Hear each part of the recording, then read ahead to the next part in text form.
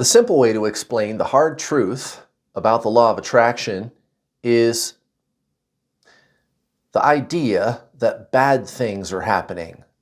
Just to use a very basic explanation, and then I'll kind of branch out from there. But, setbacks, things happening that don't seem to be what I want, or looking at your life situation or the situation in the world and saying, how could it be like this? Well, why are these things happening? Right? So kind of along those lines, the kind of more negative experiences in life. Where this is coming from, as in all things spiritual, is of course the ego mind. And when I say the word ego in this context, of course, I'm not talking about the pejorative use of the word ego, right? Like, oh, well, you're in your ego. Not like that. But ego, the personality, the mind, right? That sense of self as a person, right? The mental sense of self, the mental perception of self, which is a story or a history, right? I'm a mom, I'm a child, I'm an employee, I'm a truck driver, I'm a teacher, I'm a banker, I'm a brother, I'm Republican, Democrat, I'm whatever. I've been to these places, I've done these things, and all that thinking and emotion that comes along with it, that constitutes what we think of as the self. That's not really the self. And that's something that I talk about so often on this channel. The true self is beyond the mental perception of self. And the mental perception of self is separation. So the mind perceives itself as separate from all, which is why it could forsake certain things. That's why when it sees something bad in the world or in your life situation, it can judge and call it so because it perceives itself as separate from all of that. But your true nature is that you're not separate from that. Look at it this way. Only the ego could feel victimized by whatever the universe, God, is doing. Good or bad, we're not talking about that. And I'm not condoning things that we call bad, but I'm trying to take you to a higher spiritual level here.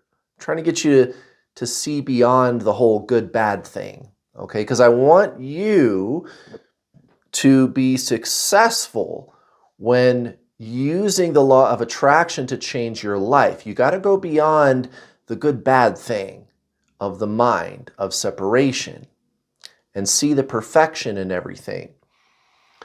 So truly, as a soul, you agreed to come down here. You agreed to all of this.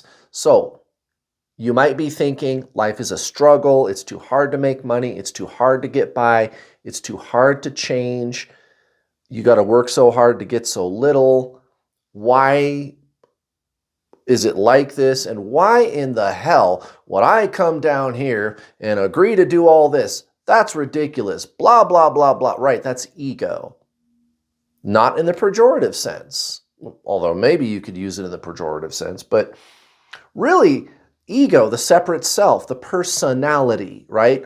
Only the ego could actually feel victimized by what is, by the universe, or even by the soul itself.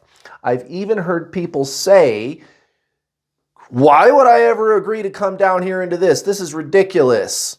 My life is a mess. Feeling a victim to the soul. Think about that for a second. It's a little bit Ridiculous, isn't it? Right.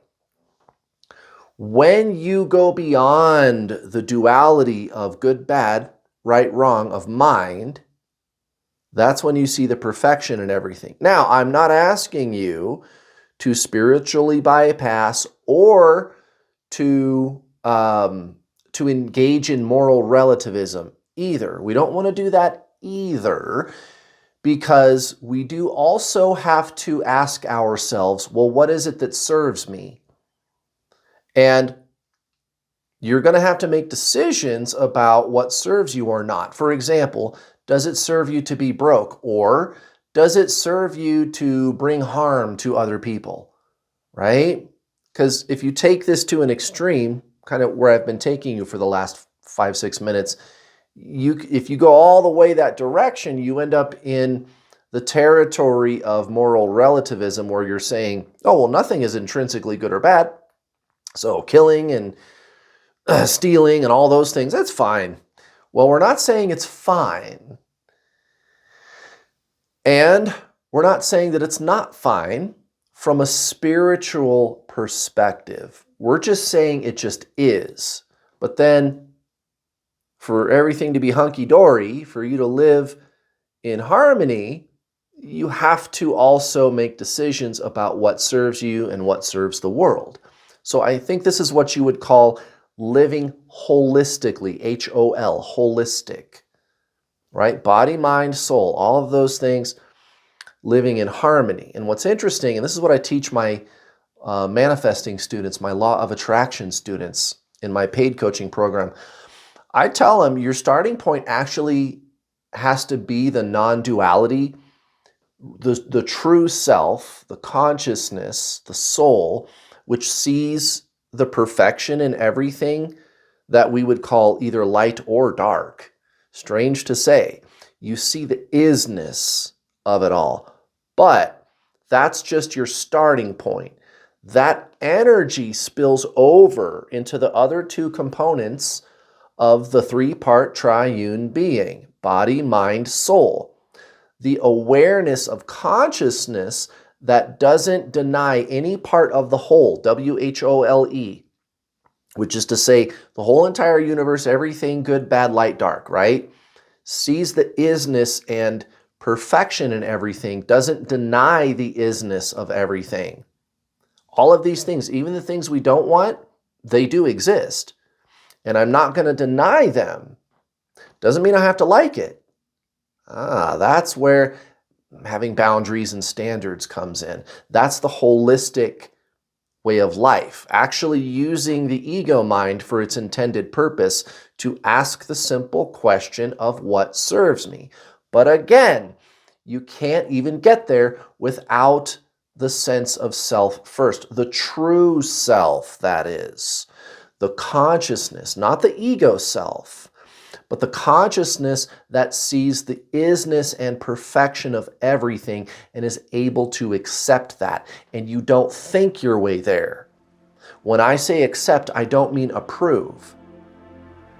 I'm talking about a spiritual acceptance of what is good and bad, light and dark. It just is. It does exist, whether the ego likes it or not. And it is from that place that you, the consciousness, can actually use the ego for its intended purpose to make decisions about what serves you or not. So all of these things fit together, body, mind, soul. Is this kind of starting to make sense? Is this starting to gel in your mind? So it's only the ego that would deny any part of the whole, any part of the all, of what is, and feel a victim to God or the universe or the soul even. Like, why would I come down here and endure this? Right. It's the ego that resists, not you. You're not the ego. You're not the mind. Here's another thing I tell my manifesting students. 80 to 90% of your manifesting game is your Zen game. You don't think your way into what I'm talking about, this deeper acceptance, this isness. I'm not talking about approve. When I say accept, that doesn't mean approve. It doesn't mean disapprove. It's neither. It's not duality. It's not duality. It's spiritual. You don't deny any part of the whole. And when you don't deny any part of the whole, it's easier for you to pick and choose what you do want and what you don't want.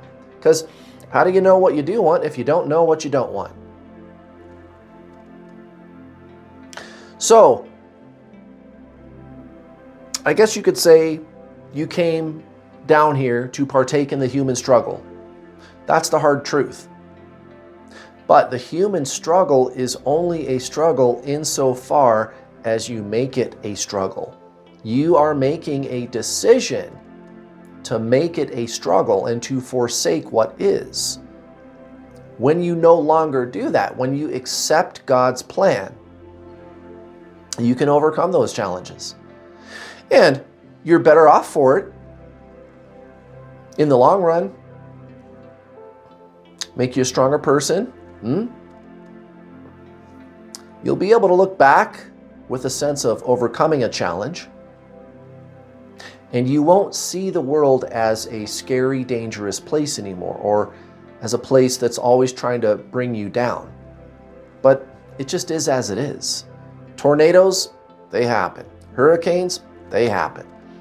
So-called negative things, guys, they happen. That's just what is.